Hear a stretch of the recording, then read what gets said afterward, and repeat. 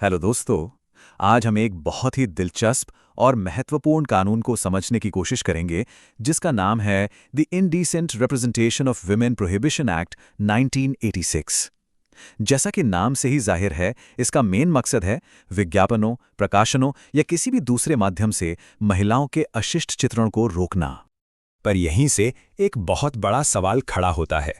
कला और अशिष्टता के बीच की वो महीन रेखा आखिर खींची कहाँ जाए? ये एक ऐसा सवाल है जिससे हमारे कोर्ट्स दशकों से जूझ रहे हैं और इसी दिलचस्प सफर को आज हम समझेंगे। तो चलिए बिना देर किए सीधे मुद्दे पर आते हैं। हमारी कहानी शुरू होती है 1986 के उस ऐतिहासिक कानून से जिसने इस पूरी बहस की, आप कह सकते हैं, नींव रखी। तो इस कानून का सफ़र शुरू हुआ 1986 में, जब इसे राष्ट्रपति की मंजूरी मिली और फिर 2 अक्टूबर 1987 से ये लागू हो गया। और देखिए, ये कोई बहुत लंबा चौड़ा कानून नहीं है, इसमें सिर्फ 10 सेक्शंस हैं, लेकिन इसका असर बहुत गहरा है। इस पूरे कानून का दिल, आप कह सकते हैं, इसकी धारा 2C में दी गई परिभाषा है, अशिष्ट रूपण या इनडिसेंट रिप्रेजेंटेशन। अब इसका मतलब क्या है? इसका मतलब है किसी महिला को इस तरह से दिखाना जो इंडिसेंट हो, अपमानजनक हो या समाज की मोरालिटी को बिगाड़ सकता हो। और यही वो परिभाषा है जिसकी व्याख्या समय के साथ बदलती रही है। तो अब ये देखते हैं कि ये कानून आखिर कहता क्या है। इसके अगले हिस्से में हम जानेंगे कि ये किन चीज़ों पर रोक लगाता है और हाँ, जो कि बहुत ज़रूरी है, ये किन चीज़ों की इजाज़त देता है। इस कानून के 2 मेन पिलर्स हैं, धारा 3 और धारा 4। धारा 3 का फोकस है एडवर्टीजमेंट्स पर, वहीं धारा 4 किताबों, फिल्मों और दूसरी सामग्री को अपने दायरे में लेती है। मतलब इसका स्कोप काफी वाइड है, कमर्शियल विज्ञापनों से लेकर हर तरह के मीडिया तक सब इसमें कवर होता है। लेकिन बात यहीं पर इंटरेस्टिंग हो जाती है, क्योंकि कानून ये भी मानता है कि हर चित्रण अशिष्ट नहीं होता। इसीलिए कला, साहित्य, विज्ञान और धार्मिक उद्देश्यों के लिए कुछ बहुत इंपॉर्टेंट छूट दी गई हैं। और इसी बैलेंस को बनाए रखना इस कानून की सबसे बड़ी चुनौती रही है। चलिए अब इस एनालिसिस के सबसे फैसिनेटिंग हिस्से पर आते हैं कि कैसे समय के साथ अदालतों की सोच में एक ड्रामेटिक बदलाव आया। ये कहानी है 2 अलग-अलग लीगल टेस्ट्स की। देखिए, पहले भारत में हिननक्लिन टेस्ट का इस्तेमाल होता था। ये 1868 के एक इंग्लिश केस से आया था और ये एक बहुत ही स्ट्रिक्ट टेस्ट था।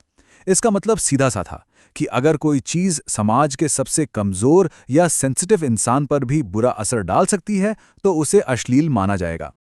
ये जुडिशियल जर्नी शुरू हुई 1965 में, जब सुप्रीम कोर्ट ने हिकलिन टेस्ट को अपना तो लिया, लेकिन जल्द ही इसकी कमियां सामने आने लगीं। धीरे धीरे काकोडकर और गोस्वामी जैसे मामलों के साथ सोच बदलने लगी और आखिर में 2014 के अभिक सरकार केस में सुप्रीम कोर्ट ने इस पुराने टेस्ट को पूरी तरह से खारिज कर दिया। तो मेन पॉइंट ये है, हम एक ऐसे टेस्ट से दूर चले गए जो किसी किताब के सिर्फ एक हिस्से को देखकर और सबसे सेंसिटिव इंसान पर उसके असर के हिसाब से फैसला करता था। और अब हम एक मॉडर्न टेस्ट यूज करते हैं जो पूरी कृति को उसके कॉन्टेक्स्ट में देखता है और ये तय करता है कि क्या वो आज के समाज के स्टैंडर्ड्स के हिसाब से अश्लील है। ये एक बहुत बड़ा शिफ्ट है। अब सवाल ये उठता है कि नई भारतीय न्याय संहिता यानी BNS के आने के बाद क्या ये 1986 का कानून आज भी रेलेवेंट है? तो जवाब है हाँ, बिल्कुल है।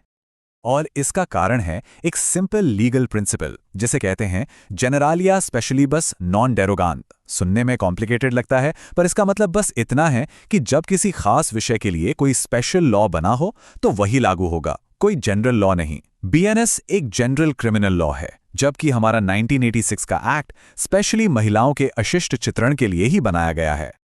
तो ये स्पेशल एक्ट BNS के साथ साथ काम करता है।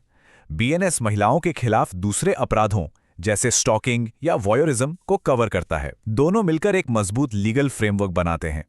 ये जानना भी जरूरी है कि इस एक्ट के तहत अपराध संज्ञेय और जमानतीय हैं। संज्ञेय का मतलब है कि पुलिस बिना वारंट के अरेस्ट कर सकती है और जमानतीय का मतलब है कि जमानत पाना आरोपी का अधिकार है। तो सजा क्या है? पहली बार अपराध करने पर दोषी को 2 साल तक की जेल और 2000 रुपए तक का जुर्माना हो सकता है। लेकिन अगर कोई ये अपराध दोहराता है तो कानून बहुत सख्त हो जाता है।